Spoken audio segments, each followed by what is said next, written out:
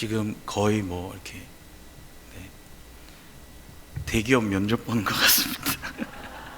대기업을 가보지는 못했지만 그런 마음이 들고, 갑자기 왜 제가 섰는데 마이크가 안 나오는지, 그리고 이 자리가 이렇게 더운 자리인 줄 몰랐습니다. 사실 제가 신약 본문으로 설교하는 걸 너무너무 어려워합니다. 안 그래도 설교를 이렇게 썩 잘하지 못하는데, 그렇다고 또 구약 본문이 쉽다는 그런 말씀은 또 아닙니다. 신약 본문으로 설교하는 게 왜 어렵고 부담스러운가 하면요, 한번 들어보세요. 예를 들어서 오늘 본문은 아닌데 한번 보십시오. 밖에도 보름달이, 그리고 여기도 보름달이. 집중해서 보시라고 그랬습니다. 마가복음 1장 17절에서 18절 말씀을 한번 보시면요, 예수께서 이르시되 나를 따라오라. 내가 너희로 사람을 낚는 어부가 되게 하리라 하시니 곧 그물을 버려두고 따르니라. 제가 설교할 때 왜 이런 일이 자꾸 일어나는지 모르겠지만, 예수님이 제자들을 부르시고 제자들이 그물을 버려두고 예수님을 따라갔답니다. 끝이에요. 그 다음에 한 번 더 볼까요? 조금 더 가시다가 세베대의 아들 야고보와 그 형제 요한을 보시니 그들도 배에 있어 그물을 깁는데 곧 부르시니 그 아버지 세베대를 품꾼들과 함께 배에 버려두고 예수를 따라가니라. 예수님이 조금 더 가시다가 다른 제자들을 또 부르셨는데 그 사람들도 가진 걸 다 버려두고 예수님을 따라갔답니다. 끝이에요. 하나만 더 볼까요? 제가 무슨 말씀 드리는지 다시 이따가 설명드릴게요. 우리가 잘 아는 말씀, 데살로니가 전서 5장 16절에서 18절 말씀이에요. 항상 기뻐하라, 쉬지 말고 기도하라, 범사에 감사하라. 이것이 그리스도 예수 안에서 너희를 향하신 하나님의 뜻이니라. 항상 기뻐하랍니다. 범사에 감사하래요. 그게 그리스도 예수, 쉬지 말고 기도하고, 이게 그리스도 예수 안에서 우리를 향하신 하나님의 뜻이랍니다. 끝이에요. 제가 더 드릴 말씀이 없는 거예요. 꼭 말을 길게 해야 되는 건 아닌데요, 1분 만에 설교를 마칠 수는 없지 않습니까? 예수님이 성경에 이렇게 해라 하고 말씀하시고, 저는 여러분에게 여러분 제발 예수님 말씀하신 대로 이렇게 좀 하세요 하고 나면 제가 또 드릴 말씀이 없는 거예요. 구약 본문이라고 하면 시간상으로 이렇게 신약 성경보다도 훨씬 더 오래된 이야기니까 궁금한 것도 좀 많고 우리가 모르는 생소한 것도 많고 본문 통해서 살펴볼 게 이것저것 많아서 좀 재미도 있는데, 신약 본문은 명료함 그 자체인데다가 거기다가 예수님이 말씀하신 그 확실하고 분명한 말씀에 제가 이렇게 더 무슨 설명을 드리겠어요. 그리고 여러분이 그렇게 나에게 뭘 요구하는 것처럼 그렇게 노려보시면 제가 이게 얼마나 부담스럽겠어요. 이 정도면 부담스러운 거 아니겠습니까? 어떤 목사님 설교를 들어보면 신약 본문 한 절 읽으시고 설교를 3시간씩 하시는 거예요. 저는 할 수 없어요. 거기다가 마가복음 1장 1절 1탄, 마가복음 1장 1절 2탄, 마가복음 1장 1절 3탄 막 책을 쓰시고 막 이러니까 제가 이런 거 피하려고 평생 구약만 설교할 수는 없으니까요. 2단 되는 거예요. 안 그래도 잘 못하는데 노력도 안 해보면 안 될 것 같아서 한번 해보기로 했습니다. 그렇게 마가복음을 붙잡고 씨름을 시작했는데요, 시작을 해보니까 오늘 본문 1절 말씀을 보니까요, 다 같이 한번 따라해 보겠습니다. 하나님의 아들 예수 그리스도의 복음의 시작이라. 네, 감사합니다. 그 대본에 안 읽어주시면 어떡할까 하는 걱정이 있거든요. 오늘 제목을 잡은 대로 본문 말씀은 복음의 시작이다라고 시작합니다. 하나님의 아들의 복음이고 예수님의 복음이고 그리스도의 복음의 시작이라고 볼 수 있는 거예요. 끝.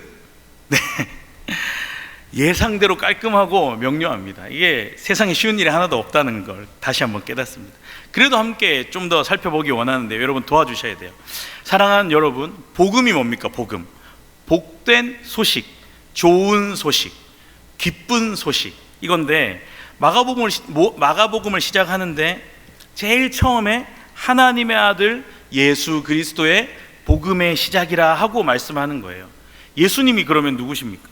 신앙생활 오래 하신 분들도 의외로 예수님 누구세요? 예수님 이름 뜻이 뭡니까? 이러면 갑자기 질문하면 모르시는 분들이 많은데, 성탄절에 담임 목사님께서 가르쳐 주셨듯이 마태복음 1장 21절에 아들을 낳으리니 이름을 예수라 하라. 이는 그가 자기 백성을 그들의 죄에서 구원할 자이심이라 하니라.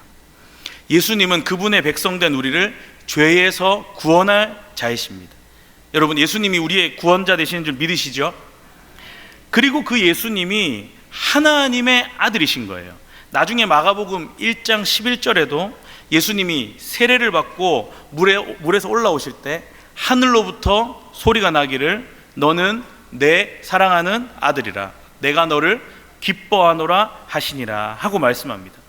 예수님이 하나님의 독생자, 하나뿐인 아들, 유일하신 아들, 성자 예수님이십니다. 특히 예수님이 하나님의 아들이면 예수님은 반드시 확실히 하나님이신 줄 마가가 믿었던 거예요. 뿐만 아닙니다. 이 예수님이 그리스도이시잖아요. 그리스도는 기름 부음 받은 자 아닙니까? 메시아랑 같은 말이에요. 설교를 이렇게 다시 보니까 제가 이렇게 성탄절에 담임 목사님 설교하신 거 그대로 뺏기는 게 아니고, 여러분 믿어주셔야 돼요. 이게 제가 준비한 거예요. 여러분, 아무튼 예수님이 그리스도시라는 고백을 베드로가 했다는 거 여러분 잘 아는 사실입니다. 마태복음 16장 16절에 시몬 베드로가 대답하여 이르되 주는 그리스도시요 살아계신 하나님의 아들이시니이다. 사실 저는 우리가 오늘 이 마가복음 1장 말씀만, 1장 1절 말씀만 잘 마음에 새겨도 은혜가 가득해지고 감사가 풍성해지고 축복이 넘쳐난다고 믿습니다. 오늘 본문에 복음의 시작이라는 선언하고 같이 마가복음이 이사야 선지자의 예언, 사자를 내 앞에 보내노니 그가 주의 길을 준비하리라 하는 말씀, 이걸 이 1절 이후로 보면 예언대로 이루어 주시거든요. 이 사자는 세례 요한인데, 이 세례 요한은 죄사함을 받게 하는 회개의 세례를 줌으로써 주의 길을 예비하는 거예요. 광야에서 낙타 털옷 입고 허리에 가죽띠를 띠고 메뚜기와 석청을 먹으면서 예수님 오실 길을 성실하게 준비하고 있었어요. 그때 드디어 복음의 시작이신, 복음의 주인공이신 예수님이 나타납니다. 예수님이 세례 요한한테 요단강에서 이렇게 세례를 받으셨어요. 물에서 올라오실 때 하늘이 갈라지고 성령이 비둘기같이 내려오시면서 하늘에서는 내 사랑하는 아들이라 내가 너를 기뻐하노라 하는 음성이 들려오는 거예요. 이렇게 성부, 성자, 성령 삼위 하나님이 나타나심으로 시작되는 복음서가 이 마가복음인 거예요. 이게 그냥 간단하게 볼 그런 책이 아닌 겁니다. 마가복음을 보다 보니까 영화로 치면 이렇게 멋지고 화려하고 극적이고 감동 있고 집중되는 장면이 또 없는 거예요. 이런 겁니다. 갑자기 하늘에서 큰 소리가 이게 들린다고 생각해 보세요. 마가복음 1장 1절 하나님의 아들 예수 그리스도의 복음의 시작이라 하는 막 선포랑 함께 갑자기 상상해 보시는 거예요. 그 선포와 함께 갑자기 이렇게 팀파니가 막 이렇게 하면서 할렐루야 찬양대 메시아가 막 감동이 안 되시나요? 세례 요한이 그리고 막 짠 등장하고 예수님이 등장하고 세례를 받으시는데 주인공 성부, 성자, 성령 하나님이 막 짜잔 하고 등장하면서 이게 묵상하면 묵상할수록 이런 장면이 이렇게 멋진 복음의 시작이 없는 거예요. 영화로 생각해 보니까 이런 장면이 없습니다. 중요한 말씀을 하나 더 드리면 마가복음 전체가 오늘 이 마가복음 1장 1절 속에 다 들어있었어요. 마가복음을 읽으실 일이 있다면 다 읽을 때까지 기억하셔야 돼요. 오늘 이 마가복음 1장 1절이 정말 중요하구나. 사랑하는 여러분, 오늘 하나님이 저와 여러분에게 하나님의 아들 예수 그리스도의 복음의 시작을 선포하시고 우리로 하여금 이 마음판에 이 놀랍고 기쁜 소식을 새겨주시고 믿게 하시는 줄 믿으시기 바랍니다. 여러분, 마태복음은요 예수 그리스도의 세계라 하면서 족보로 시작하고요, 누가복음은 이루어진 사실, 그 사실적인 내용으로 시작하고, 그 다음에 요한복음은 태초라고 하면서 시작하는데, 이 마가복음은 그냥 딱 대놓고 단도직입적으로 복음의 시작이라 이렇게 하면서 시작하는 거예요. 여기서 하나 기억해야 되는 게 있는데, 하나님의 아들 예수 그리스도의 복음의 시작이라 이렇게 해서 예수님이 전해주는 그런 복음이라는 뜻이 아니고, 예수님이 하나님의 아들이시다, 예수님이 그리스도시다, 예수님이 바로 그 복음이시다, 그 복음의 시작이시다 하는 뜻입니다. 예수님이 바로 복음의 주인공이시다 하는 그런 말씀을 지금 마가복음 시작에 말해주는 겁니다. 다시 말해서 여러분, 창세기 1장의 주인공이 누굽니까? 창세기 1장에 아담과 2장, 1장, 2장, 3장, 어쨌든 이 아담과 하와 그 다음에 천지 이런 게 주인공이 아니고 예수님이 주인공이라는 걸 기억하시기 바랍니다. 사무엘 상하 이런 다른 성경도 마찬가지, 주인공이 다윗이나 사무엘이나 솔로몬이나 이런 게 아닙니다. 예수님이 주인공인 줄 믿으시기 바랍니다. 성경 전체의 주인공이 예수님이라는 사실을 꼭 기억하시기 바랍니다. 그래서 요한복음 5장 39절은 이렇게 말씀합니다. 너희가 성경에서 영생을 얻는 줄 생각하고 성경을 연구하거니와 이 성경이 곧 내게 대하여 증언하는 것이니라. 아멘. 다시 말해서 성경에 영생이 있는 줄 알고 보는데, 성경이 증거하고 있는 주 예수 그리스도 안에, 우리 주 예수 그리스도 안에 영생이 있다 하는 겁니다.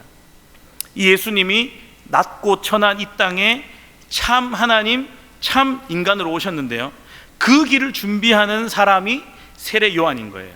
오늘 본문을 계속해서 이제 이어서 읽어보면 계속 강조한 게, 성경에서 이미 예언했고 성경에 기록되어져 있는 것과 같이 그대로 이루어졌다는 겁니다. 내가 내 사자를 내 앞에 보내노니 그가 내 길을 준비하리라. 광야에 외치는 자의 소리가 있어 이르되 너희는 주의 길을 준비하라. 그의 오실 길을 곧게 하라. 기록된 것과 같이. 사랑하는 여러분, 변하지 않는 진리인 성경 말씀 그대로 성취된 줄 믿으시기 바랍니다. 사랑하는 여러분, 이렇게 주의 길을 준비하던 세례 요한한테 예수님이 이 마가복음 1장 1절 이후에 세례를 받으십니다. 하나님의 아들 그리스도이신 그분이 굳이 요한한테 세례를 받으셨습니다. 왜 죄가 없으신 그분이 죄사함과 구원의 표인 세례를 받으셨겠습니까? 여러분, 우리 예수님이 죄가 있어서 세례를 받으신 게 아니고 우리의 대표로 오셨기 때문에 세례 받으셨어요. 예수님이 할례도 받으셨습니다. 우리의 대표로 오셔서 대표자로서의 자격을 온전하게 갖추시고 우리 죄를, 그 이름 뜻 그대로 우리 죄를 대속하시기 위해서입니다. 우리 예수님이 받으신 세례는 물로 세례를 받는 것뿐 아니고 물과 피를 모두 쏟으시고 완전히 죽는 십자가라는 세례도 우리의 대표로서 담당하신 것인 줄 믿으시기 바랍니다. 우리 예수님은 참 하나님이시기도 하지만 참 인간으로 이 땅에 오신 줄 분명하게 기억하시기 바랍니다. 이렇게 세례를 받으시고 성령이 비둘기같이 내려오기까지 하셨는데 12절부터의 말씀을 살펴보니까 성령이 곧 예수를 광야로 몰아내신지라. 예수님이 세례 받으시고 제일 먼저 광야로 몰리신 거예요. 제가 이게 아까 영화 같은 그 장면, 너무너무 멋진 장면에 복음의 시작이라는 선포랑 예수님이 세례 받으시고 성부, 성자, 성령 하나님이 다 이렇게 나타나는 이런 놀라운 장면 이후에, 바로 이후에 광야에서 예수님이 40일을 계셨고 사탄에게 시험 받으셨다고 성경이 말씀하는데, 곰곰이 생각하고 또 생각해 보는 거예요.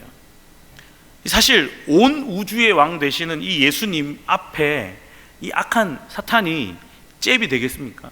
한 주먹거리도 안 되는 거예요. 이게 땡꼬한테 탁 때리면 끝나는 건데, 이 사탄의 시험은 또 왜 예수님이 받으셨을까요? 사랑하는 여러분, 이유는 우리 때문입니다.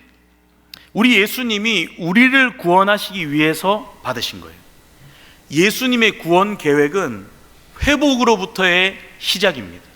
그러니까 예수님의 사역이 인간의 첫 대표자인 아담이 실패한 그 자리인 사단의 시험으로부터 시작하시는 거예요. 인간의 첫 대표자인 아담이 모든 게 완벽해 보이고 먹을 게 막 지천에 깔린 편안하고 좋은 너무너무 좋은 에덴 동산에서 실패했잖아요. 그렇게 좋고 편한 데서도 실패했는데 예수님은 광야에서, 그것도 무려 40일을 금식하시면서 승리하신 겁니다. 예수님이 이런 회복으로부터 시작되는 구원이 감히 사탄이 찍소리도 못 낼 만큼 완벽하고 완전한 것인 줄 기억하시고 믿으시는 저와 여러분 되기를 바랍니다. 누가복음 11장 21절 22절 말씀입니다. 강한 자가 무장을 하고 자기 집을 지킬 때에는 그 소유가 안전하되 더 강한 자가 와서 그를 굴복시킬 때에는 그가 믿던 무장을 빼앗고 그의 재물을 나누느니라. 사랑하는 여러분, 우리 예수님이 더 강한 자로 오신 줄 믿으시기 바랍니다. 주의 백성인 우리, 주님의 자녀인 우리가 절대로 질 수 없는 줄 반드시 기억하시고 늘 승리를 선포하고 찬양하는 저와 여러분 되기를 축복합니다.